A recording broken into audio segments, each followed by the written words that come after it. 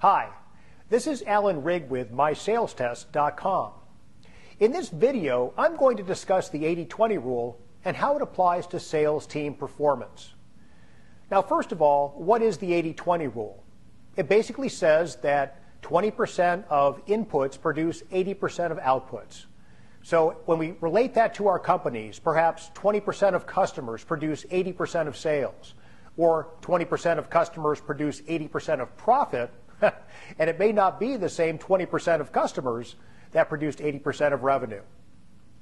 When we apply the 80-20 rule to our sales team's performance, what we're typically saying is some relatively small fraction of the salespeople produce the bulk of the results. So maybe 20% of salespeople produce 80% of results. Maybe it's 30% produce 70%, or 10% produce 90%. But the bottom line issue remains the same, and that is, in most companies, some relatively small fraction of salespeople produce an outsized portion of the performance. Now, why is that? Why are there such large disparities in performance?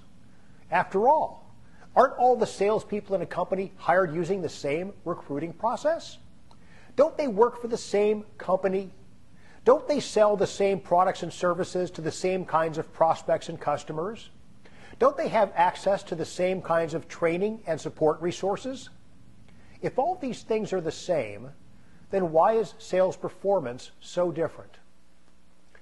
On the MySalesTest.com website, I reference some research that was conducted where assessment results for hundreds of thousands of salespeople were compared to their actual performance. And the authors of the study reached some pretty startling conclusions. They decided that 55% of people working in sales shouldn't be, and 20 to 25% of the people working in sales have the talents required to succeed in some type of sale, but they're not in that kind of sale, and as a result, they're not performing as well as they could. Now, when we look at those numbers, 55% of salespeople shouldn't be in sales, 20 to 25% are selling the wrong product or service. Funny how that adds up to 80%. Another example of the 80-20 rule. That's the end of the content for this video. In my next video, I'm going to discuss why typical sales recruiting processes produce 80-20 sales team performance.